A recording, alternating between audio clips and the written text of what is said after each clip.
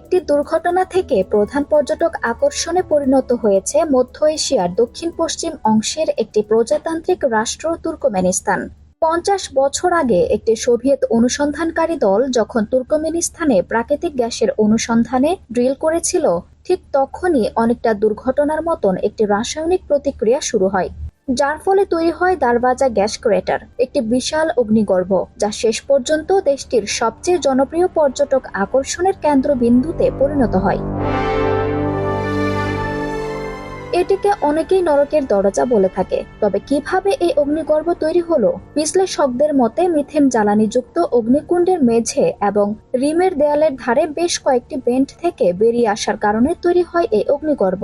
রিমের চারপাশে দাঁড়িয়ে যে কেউ গর্ত থেকে নির্গত তীব্র তাপ অনুভব করতে পারবেন। তবে পুরো অগ্নিগর্ভটি রাতে বেশ আকর্ষণীয়, মনে হবে কোটি তারার নিচে জ্বলন্ত জিহ্বা জ্বলছে।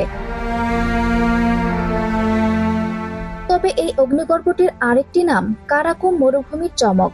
যখন ভ্রমণকারীরা প্রথম দারওয়াজায় কিংবা নরকের দরজা দেখতে আসতে শুরু করে, তখন সেখানে কোনো দর্শনার্থী পরিষেবা বা সুযোগ সুবিধা ছিল না। ভ্রমণকারীদের রাতে থাকার জন্য প্রয়োজনীয় সমস্ত কিছু নিজের দায়িত্বে আনতে হয়েছিল। তবে যারা হাঁটতে চান না, তাদের জন্য বর্তমানে 3টি স্থায়ী ক্যাম্প রয়েছে, যেখানে রাতের বেলা থাকার ব্যবস্থা রয়েছে, সেই সাথে খাবার এবং মোটর চালিত পরিবহনের ব্যবস্থা রয়েছে।